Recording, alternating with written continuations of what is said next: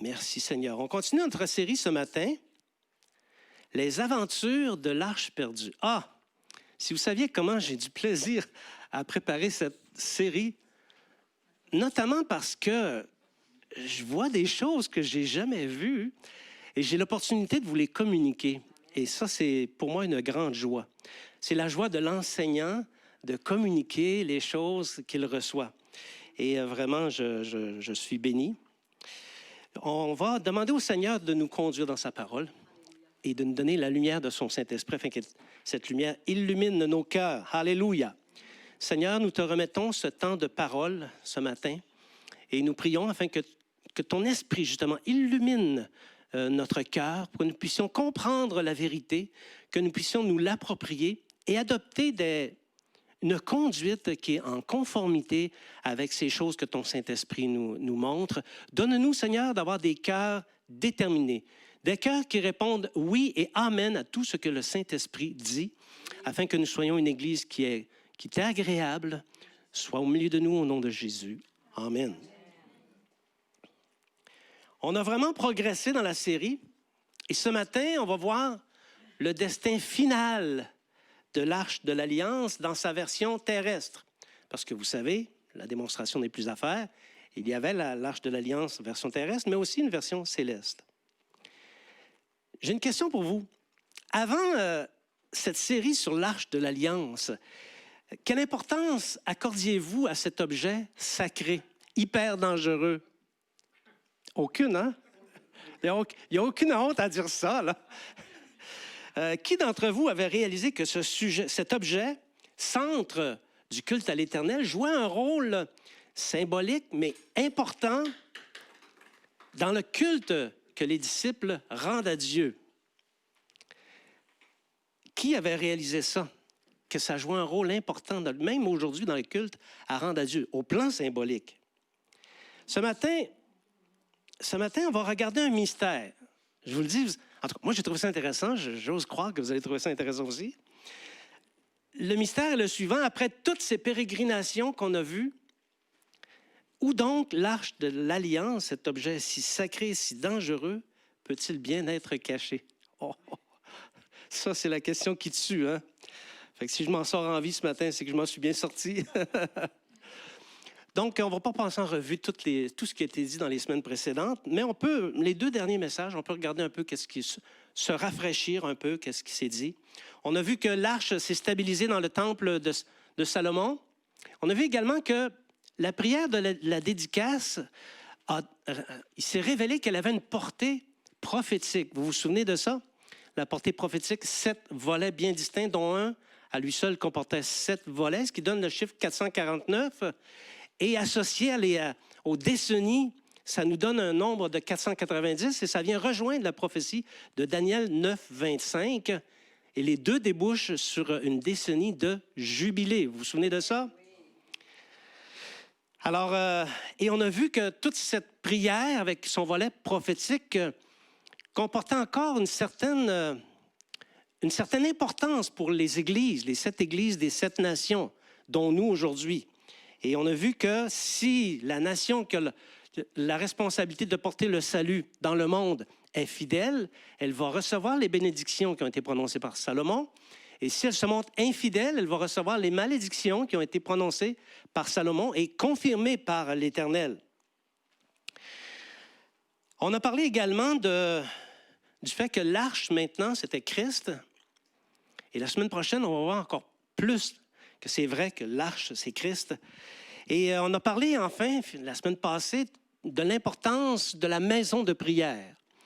Et on a rapporté la prière de dédicace, on l'a associée à la prière du Nouveau Testament, et ça nous a conduit à appliquer certains principes du Nouveau Testament à même cette prière de dédicace qu'on a transformée. On pourrait dire la prière de dédicace néo-testamentaire. Et on a aussi réfléchi sur la possibilité éventuellement de tenir des activités de prière conformes à ces exigences qu'il y a dans la prière de dédicace. Et ça continue à mijoter dans nos cœurs. On va vous revenir avec quelque chose là-dessus, mais je crois que le Saint-Esprit nous dirige, à tout le moins à faire une occasion, une maison de prière, faire une activité de maison de prière. Alléluia. La disparition de l'Arche de l'Alliance. Rappelez-vous que toutes les pérégrinations de l'Arche de l'Alliance ont manifesté la puissance de l'Arche, ont manifesté le fait que Dieu était au-dessus des chérubins et a manifesté le fait que c'est dangereux. Il faut garder ça à l'esprit parce qu'aujourd'hui, on va se poser des questions sur le destin, qu'est-ce qui est arrivé à l'Arche de l'Alliance. Et il faut garder ça à l'esprit dans notre analyse, OK? Alors, sous le ministère du Temple de Salomon, peut-être que l'Arche de l'Alliance s'est tranquillisée un peu. Elle s'est tenue en repos pendant un bon bout de temps. Elle a cessé d'être ballottée d'un lieu à l'autre, mais dans le Temple, l'histoire nous montre qu'elle a subi beaucoup d'offenses. Et lorsque l'Arche de l'Alliance subit une offense, c'est Dieu lui-même qui supporte l'offense. Les rois d'Israël, les Lévites, les sacrificateurs n'ont pas pris à cœur l'importance d'être fidèles dans le culte à l'Éternel et la demeure sur laquelle avait été prononcée la prière de dédicace a été maintes fois profanée. Maintes fois, le temple a été profané. Elle a été profanée par des sacrifices et des parfums offerts à d'autres dieux, pas à l'Éternel, à des Baals, à des Astartés, par des prêtres officiants qui n'étaient pas revêtus du sacerdoce, et on sait que c'était complètement interdit. Même parfois, il y a eu des sacrifices qui ont été faits par des impies, des gens qui n'étaient pas des Israélites, c'était carrément des impies. Et en considération de la prière de la dédicace et son volet prophétique, de telles abominations commises dans le temple à l'encontre de l'Arche ne pouvaient pas demeurer sans conséquence. Ça ne se peut pas. Ou bien Dieu est vrai et ce qu'il dit arrive, ou bien Dieu n'est pas vrai et ce qu'il dit n'arrive pas. Mais on sait que Dieu est vrai et ce qu'il dit arrive. L'ensemble des malédictions prononcées se préparait. Ça a pris quelques années quand même, mais la malédiction s'en venait et les prophètes la voyaient venir. Si vous regardez les prophètes de l'Ancien Testament, c'est que de ça dont ils parlent. Okay? Et c'est ça, donc les malédictions ont commencé à venir. Éventuellement, les deux royaumes sont tombés. Le royaume du Nord et le royaume du Sud. Vous savez que le dessein de Dieu, probablement que la semaine prochaine, on va voir ça. On va voir à quel point l'Arche de l'Alliance était centrale dans le Temple, en Israël et dans tout le monde. La semaine prochaine, on va prendre un dard, on va piquer ça sur la map monde, sur l'Arche de l'Alliance. Vous allez voir, c'est le centre du monde. La volonté de Dieu, c'était de faire d'Israël le royaume qui dominerait éventuellement le monde à partir de Jérusalem. Malheureusement, ces infidélités l'ont plutôt réduite à une nation de néant. Israël est devenu une nation de néant. Et déjà, après Salomon, Jéroboam s'est séparé de Juda. On appelle ça le schisme en Israël. Et Jéroboam a institué un culte idolâtre pour les tribus du Nord. Et on va voir, j'espère que vous avez les images. Est-ce que vous les avez? Oui, merci Seigneur. Donc ça, c'est tout Israël. OK. Et Jéroboam s'est séparé de Juda et des tribus du Sud. Et il a établi son royaume ici, dans une ville qui s'appelle Samarie. Et Jérusalem a continué à être le centre des tribus du Sud. Mais on voit que le royaume s'est séparé en deux. Semble-t-il, c'était la volonté de Dieu. Tous ces sacrilèges qui ont été commis par la faute de Jéroboam, Jéroboam a commis une faute complètement folle. Il a inventé un nouveau culte pour remplacer le culte à l'Éternel. Et il est revenu au Dieu des Égyptiens. Et tout ça, c'était de graves transgressions à l'endroit de l'Éternel.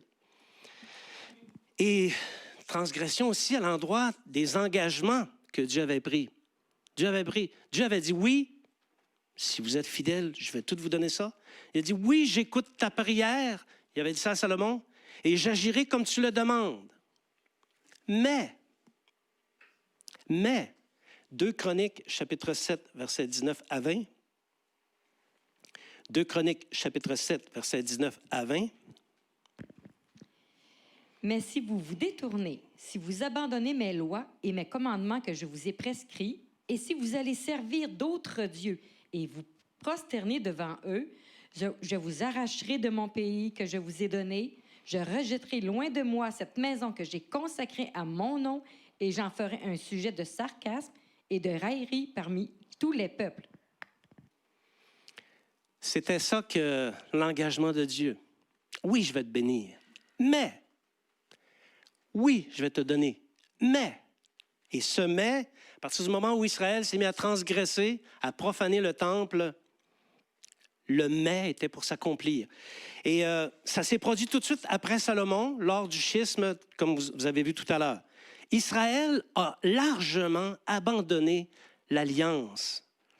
Et à cause de ça, il s'est placé sous le coup de cette malédiction que Dieu avait prononcée et attestée suite à la prière de Salomon. Et à cause de ces transgressions, Israël s'est mis à connaître la défaite. Il s'est mis à reculer devant ses ennemis. Il a été envahi, surtout les tribus du Nord, mais les tribus du Sud aussi ont été envahies par différents autres pays. Et au fil des invasions, bien, Samarie, la capitale des tribus du Nord, a tombé en 722 avant Jésus-Christ. Ce sont les Assyriens qui ont détruit les tribus du Nord. Et très vite, une centaine d'années plus tard, à peine un petit peu plus que 100 ans, Juda et les tribus du Sud aussi se sont mis à se corrompre et sont tombés sous le joug du mais. Okay? Et Jérusalem est tombée entre les mains des Babyloniens en 787 après Jésus-Christ. Pardon, avant Jésus-Christ. Ouais, il y en a qui suivent. Des fois, je fais exprès. J'introduis des petites erreurs comme ça. Juste pour voir si ça suit.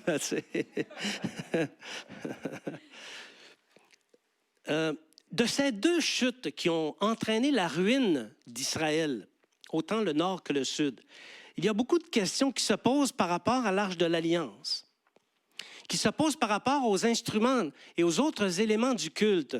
Okay? Qu'est-ce qui est arrivé à tout ça? À quel endroit c'est allé? Disparition. On va regarder quelques hypothèses, parce qu'on sait que les Babyloniens ont complètement détruit le temple et sont partis avec tous les éléments du culte qu'il y avait dedans, dans le temple. Donc, mais l'arche, ça ne nous dit pas qu'est-ce qui est arrivé de l'arche. Les récits qui racontent la chute de Jérusalem, la destruction du temple, nous dit que les ustensiles sont partis à Babylone, mais l'arche qui donne des hémorroïdes, ça, l'arche qui tue ceux qui s'en approchent s'ils ne sont pas consacrés, que s'est-il passé avec l'arche? L'angle d'analyse de ce matin que je vous propose, c'est un angle d'analyse qui s'appuie sur les références des Écritures. Okay? Je n'ai pas fait de recherche archéologique, mais je m'appuie sur les Écritures pour avancer un certain nombre de choses. Bon, selon plusieurs, en fait, la pensée la plus populaire, au moment du siège de Jérusalem, le prophète Jérémie, ça on entend ça souvent, le prophète Jérémie aurait caché l'arche de l'Alliance dans une caverne avec les ustensiles du temple. Okay? Et cette caverne-là, malheureusement, on ne sait pas si c'est ça, on ne sait pas où elle est. Parce que lorsque le temple a été détruit, tous les ustensiles du temple, comme je l'ai dit tout à l'heure, furent emmenés en Babylonie. Mais aucune référence à l'arche. Mais on a un indice. Un indice qui, à mon avis, est fort dans le fait que tous ceux qui ont transgressé l'état de sainteté de l'arche ont été frappés par celle-ci. Pourquoi est-ce que ça aurait été différent avec les Babyloniens? Il n'y a aucune raison. Et aucun malheur ne nous est rapporté au sujet des Babyloniens qui sont entrés en contact ou qui seraient entrés en contact avec l'Arche de l'Alliance, laissant sous-entendre qu'ils ne sont pas partis avec l'Arche de l'Alliance. Il y en a d'autres aussi. Il y a une autre hypothèse un peu moins populaire qui affirme que les prêtres l'auraient caché dans des tunnels sous le temple après les avancées des Romains, parce que les Romains commençaient à faire des invasions en Israël dans le temps suite au retour là, dans l'histoire. Après les Babyloniens, ça a été les Romains. Mais on semblerait que les prêtres l'auraient caché dans Des tunnels en dessous du temple. Et c'est vrai, il y a beaucoup de tunnels en dessous du temple et de l'esplanade du temple. Donc, est-ce que l'arche est là? Est-ce que c'est possible que l'arche ait été mise là? Bon. L'analyse historique montre qu'il y a un flou entourant le sort qu'a subi l'arche de l'Alliance. En réalité, dans la Bible, on en perd la trace. On perd la trace de l'arche de l'Alliance depuis la déportation de Juda ou depuis la destruction du temple jusqu'à aujourd'hui. Et ça, c'est embêtant. C'est embêtant. Maintenant qu'on connaît l'importance de cet objet sacré dans le culte, c'est embêtant qu'on en ait perdu la trace. Parce qu'on sait que le temple, quelle que soit l'époque, quelles que soient les circonstances, doit contenir l'arche de l'Alliance. C'est une obligation. Parce qu'elle est l'objet central du sacerdoce. Le seul objet qui garantit la présence de Dieu, parce que c'est là qu'il se tient, au-dessus des chérubins. Si l'objet n'est pas là, il n'y a pas de contact avec Dieu, le siège de Dieu n'est pas là, la présence de Dieu n'est pas là. On pourrait dire, pas d'arche, pas de tabernacle. Pas de tabernacle, pas de culte. Pas de culte, pas de culte. L'autel des sacrifices à lui seul n'est pas suffisant pour assurer un culte conforme à la Sainte Alliance. Ce n'est pas suffisant. La table des pains de proposition, les chandeliers, c'est beau, mais ce n'est pas suffisant. Et en plus, on sait que la loi, l'Alliance, disait qu'il est nécessaire qu'une fois par année, l'arche de l'Alliance soit aspergée du sang d'une victime, un taureau, pour le pardon des péchés du peuple. Vous voyez, ça commence à provoquer, au plan du culte, à provoquer un problème important. C'est qu'une fois par année, le peuple, si l'arche de l'Alliance n'est pas là, le peuple ne pouvait pas être sanctifié. Ça pose un problème très, très sérieux au plan spirituel et au plan du culte. Alors, la conséquence de ce que je dis, c'est qu'il est plus que nécessaire que l'arche de l'Alliance soit déposée, parce qu'elle est le pilier du culte sacrificiel, le gage que l'Éternel est présent au milieu du peuple, qu'il est là dans le temple. Alléluia. Ça va conditionner nos conclusions un peu plus tard, OK? Et puisqu'il s'agit d'un objet sacré, pas comme les autres, on peut quand même soulever des postulats. Des postulats, c'est des hypothèses, OK? Des postulats raisonnables, OK? Du fait que l'arche est le siège de Dieu. Il est plus que probable que l'arche a été redéposée par les Lévites dans le temple après sa restauration sous Zorobabel lors du retour de l'exil de Babylone. Il est plus que probable. Et ça se serait produit aux environs de 537 avant Jésus-Christ. J'ai failli dire après, mais je ne l'ai pas dit, OK?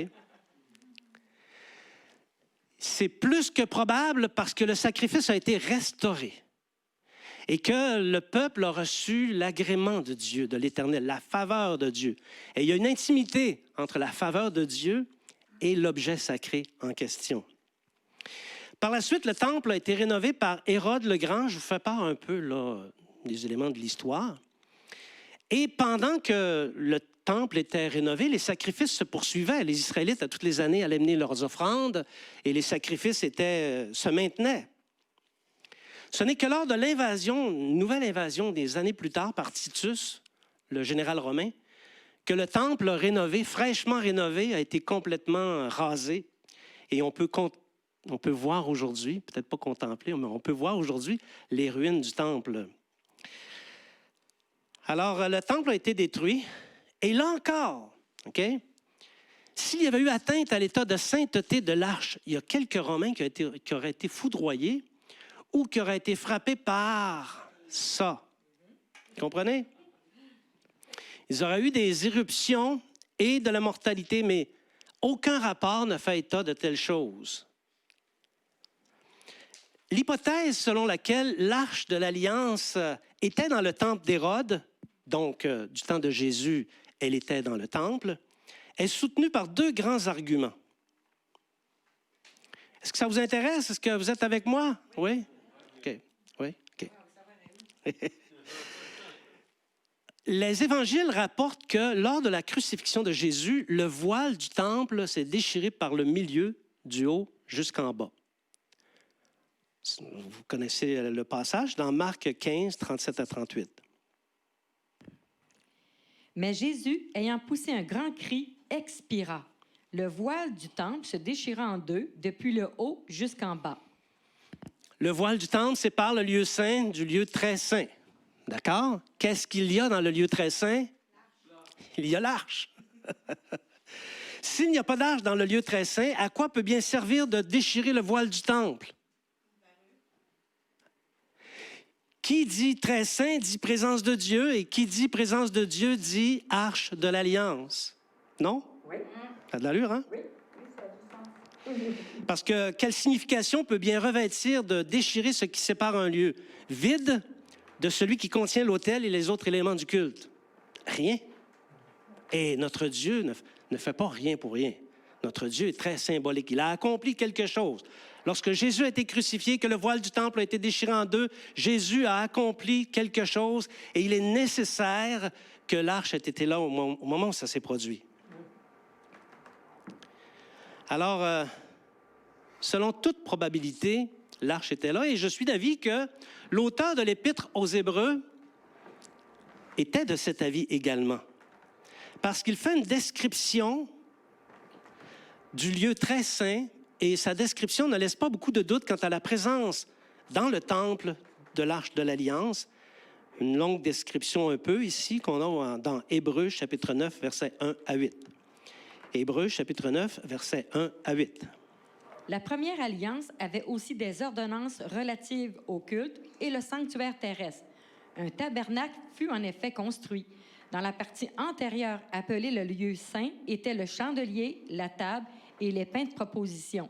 Derrière le second voile se trouvait la partie du tabernacle appelée le Saint des Saints, renfermant l'autel d'or pour les parfums et l'arche de l'Alliance entièrement recouverte d'or.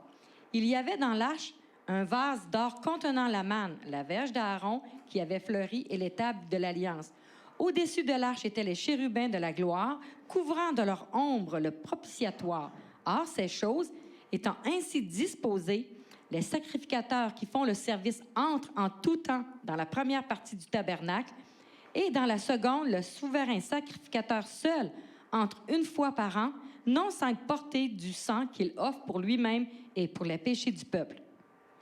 Ici, il y a la démonstration que l'arche était dans le temple du temps de Jésus parce que quelqu'un va opposer, va dire, Régent, l'auteur de l'Épître aux Hébreux est en train de donner une description de ce qui se trouvait dans le temple, okay? Dans le tabernacle. Mais est-ce que vous avez remarqué la manœuvre? Il est passé du temps, l'auteur est passé du temps de verbe du passé à un temps de verbe du présent. Oui, il dit, se trouvait dans la partie du tabernacle, puis il est à l'imparfait, ce qui nous amène dans le passé. Mais à partir du chapitre 6, il s'en vient dans le présent. À partir du verset 6.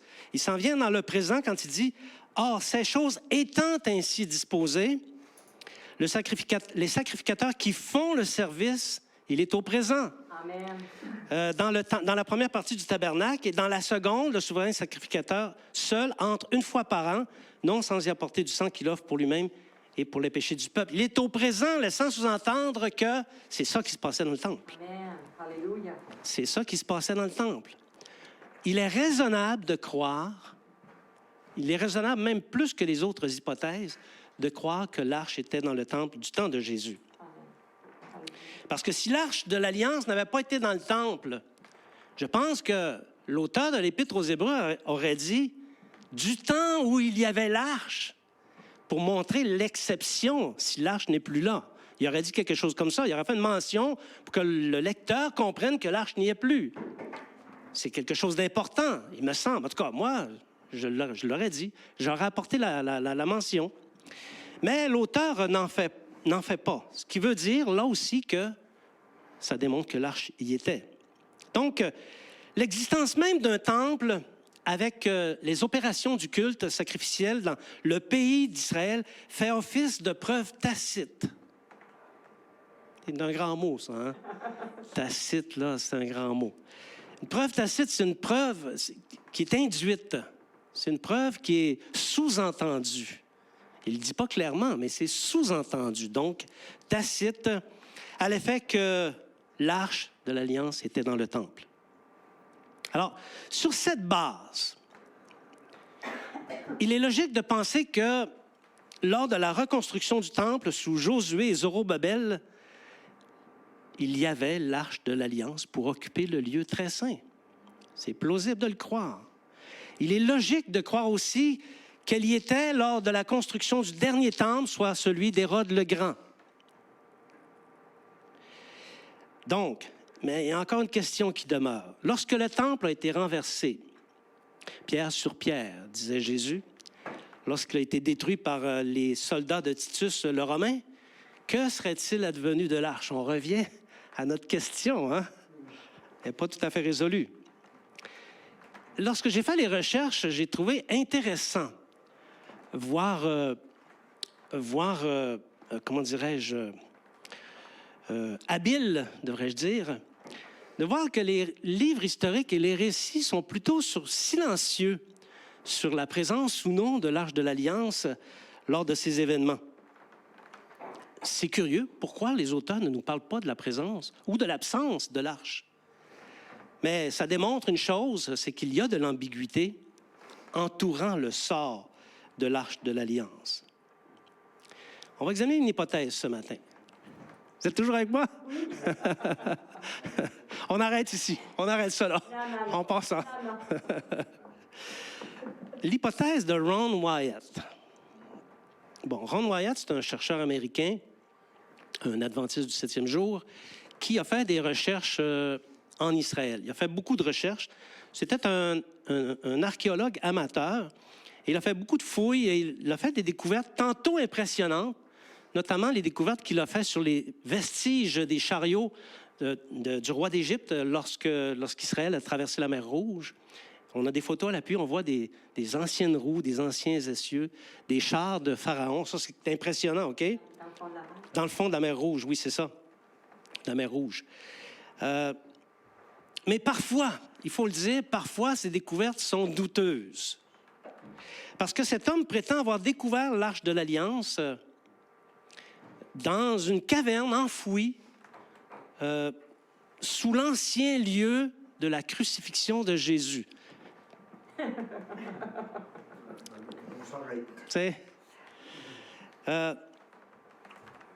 C'est sûr que quand j'ai regardé toutes ces informations, j'ai trouvé ça intéressant, mais à un moment donné, il faut demeurer réaliste et objectif, hein? À bien des égards, malgré le fait qu'il puisse être intéressant, les avancées de Ron Wyatt sur l'Arche d'Alliance sont douteuses parce qu'elles sont empreintes notamment de mysticisme et aussi de circonstances difficiles à croire. OK? Et là, je ne fais pas la démonstration de toutes les choses qu'il a dites là-dessus. C'est dur à croire. OK? C'est dur à croire. Comme par exemple le fait que le sang de Jésus aurait coulé, il aurait suivi une fissure dans le sol et il se serait répandu sur le propitiatoire qui était curieusement juste en dessous. C'est difficile à croire. Et quand il fait l'analyse du sang, là aussi, il y a des choses assez difficiles à croire. OK? En tout cas, je ne dis pas que c'est vrai, je ne dis pas que ce n'est pas vrai, je fais juste dire que c'est difficile à croire. À tout événement, ces soi-disant trouvailles s'appuient sur l'hypothèse qui a été posée précédemment, c'est-à-dire que Jérémie l'aurait caché lors des invasions babyloniennes. Alors, les arguments qu'on a proposés tout à l'heure là-dessus, à l'encontre de cette hypothèse, s'appliquent et rendent sa propre hypothèse, celle de M. Wyatt, très peu probable. Très peu probable. OK? Il y en a une autre. Il y en a une autre hypothèse qu'on va examiner ce matin. La disparition de l'Arche de l'Alliance, l'hypothèse de l'Église Sainte-Marie de Sion d'Éthiopie.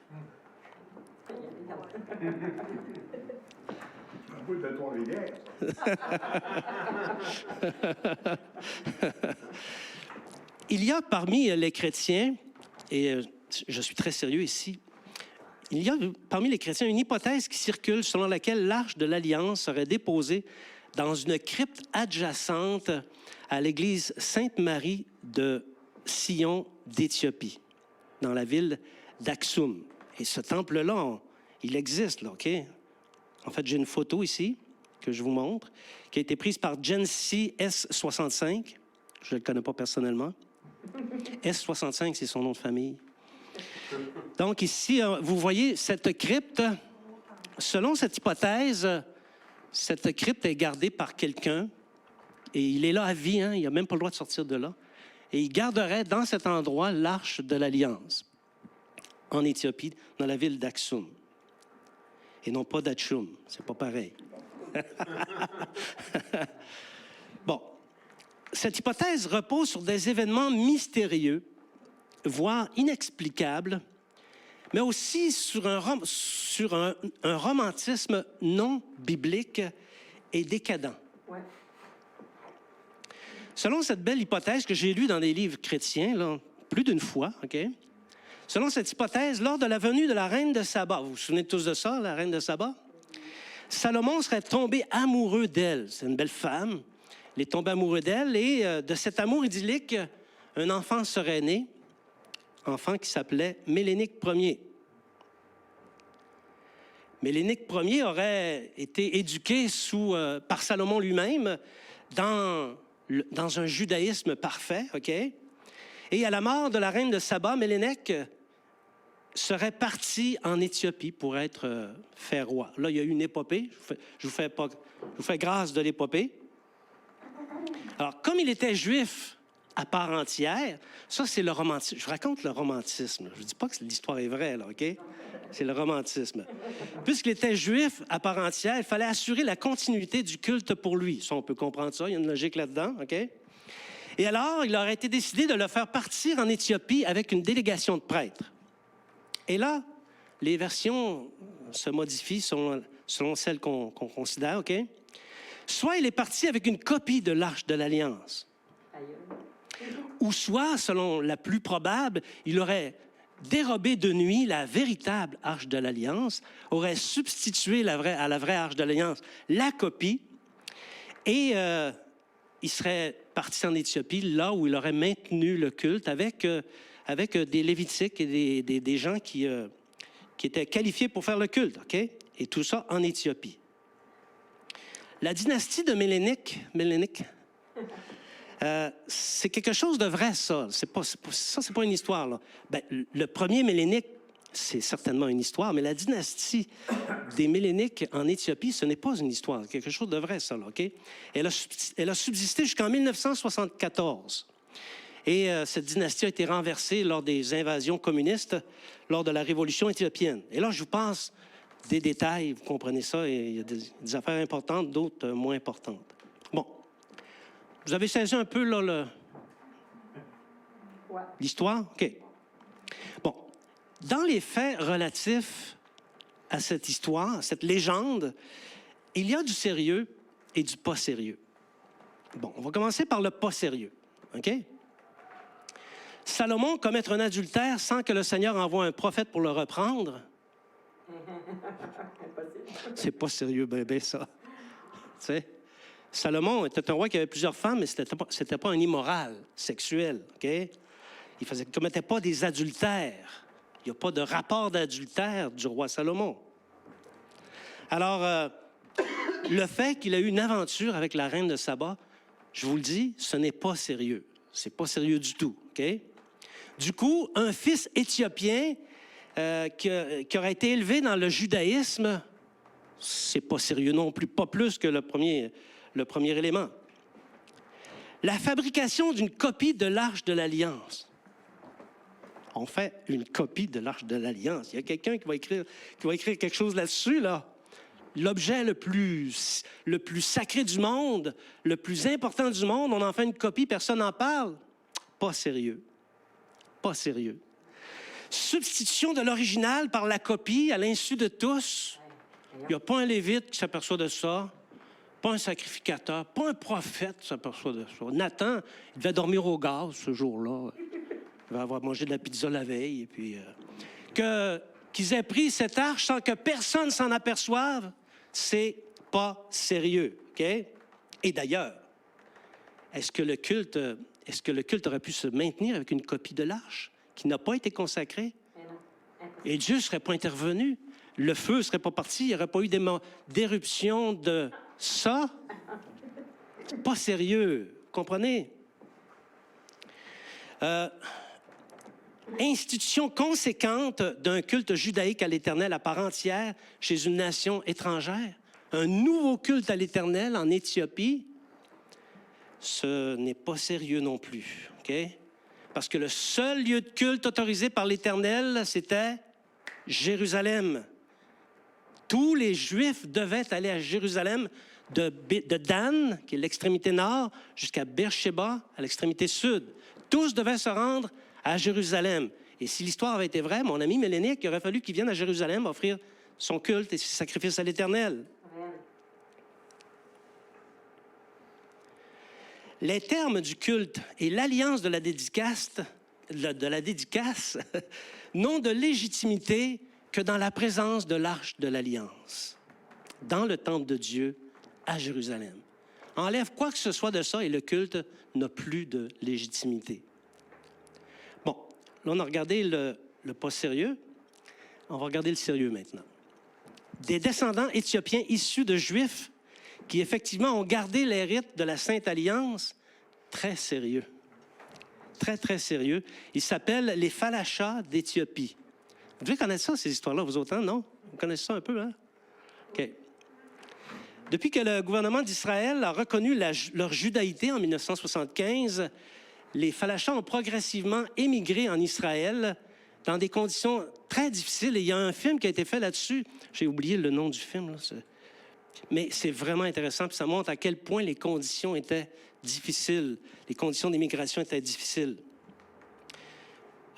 Selon les recherches que j'ai faites, en 2014, ils représentaient, les Falachas, une communauté de plus de 138 200 dans le pays d'Israël.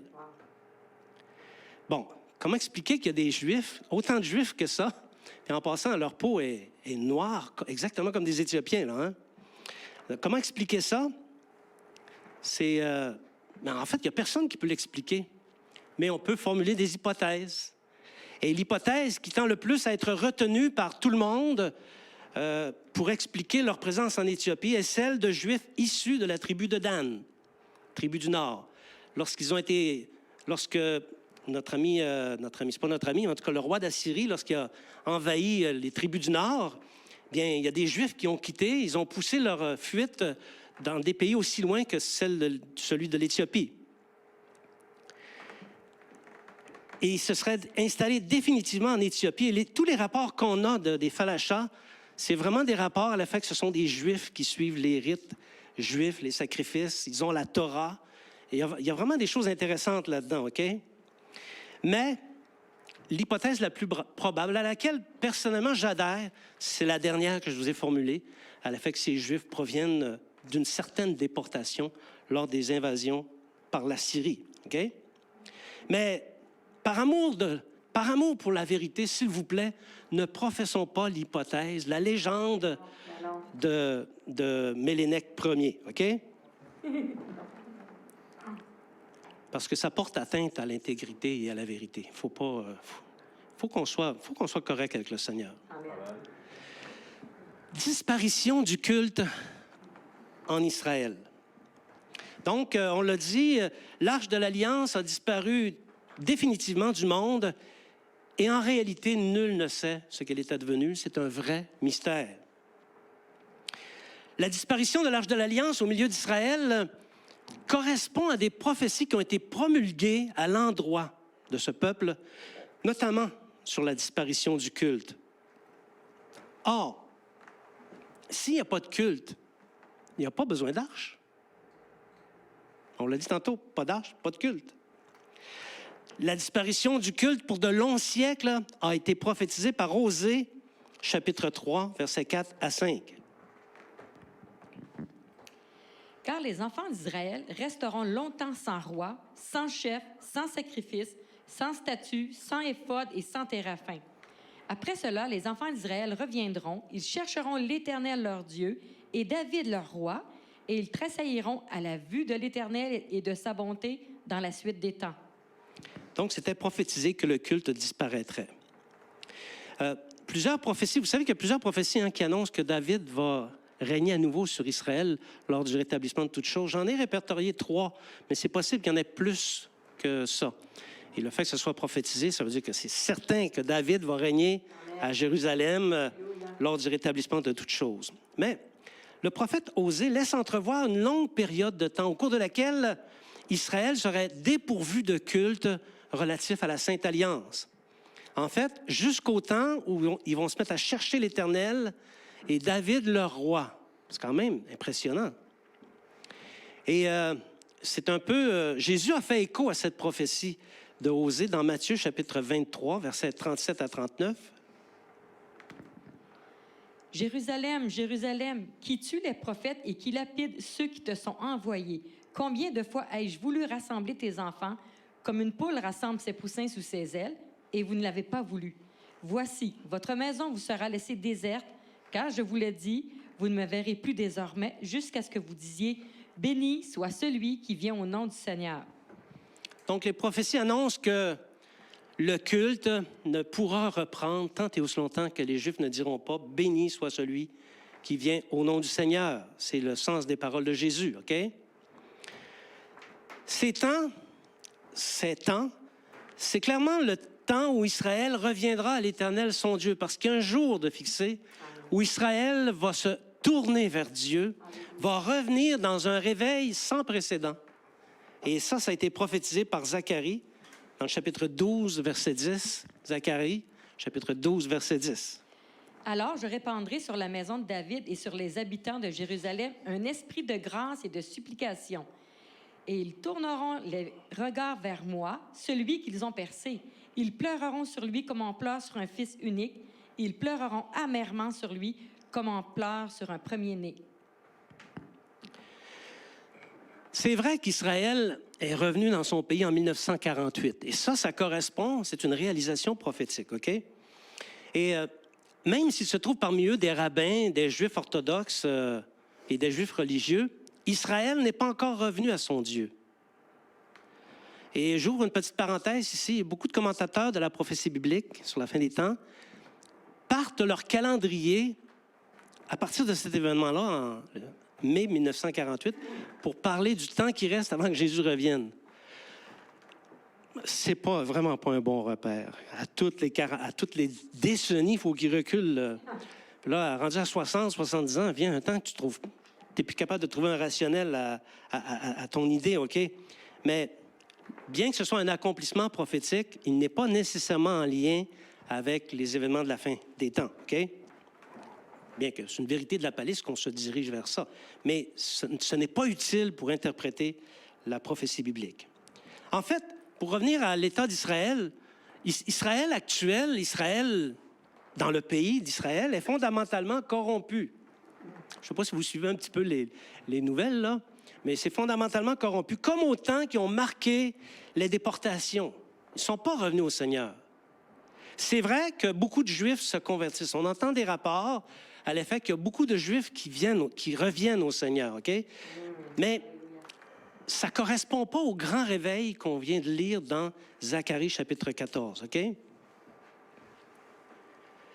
Alors, ceci, ça nous permet de voir que si Israël est revenu, et si ce n'est pas le cas par le fait d'un réveil, bien, si Israël est revenu, c'est par le fait de la miséricorde de Dieu, qui veut éventuellement accomplir toutes les prophéties à son endroit et les prophéties à l'endroit du monde, OK? Mais c'est sûr qu'Israël doit revenir à l'Éternel et les rites de la Sainte Alliance doivent être rétablis. Et alors viendra la fin. Et c'est là-dessus que va porter le message de la semaine prochaine. Et croyez-moi, il y a encore des choses vraiment intéressantes et extraordinaires à dire à ce sujet-là. Et le dernier de la série va s'intituler « L'Arche de l'Alliance et la fin des temps ». Parce qu'on va voir qu'elle va jouer encore un rôle jusqu'à la fin des temps. Sauf que ce ne sera pas l'arche terrestre, ça va plus être l'arche céleste. Bien que rien ne dit qu'il n'y aura pas une arche terrestre pour faire le culte dans le temple. Mais ça, on va parler de ça la semaine prochaine, OK? J'invite les musiciens ici.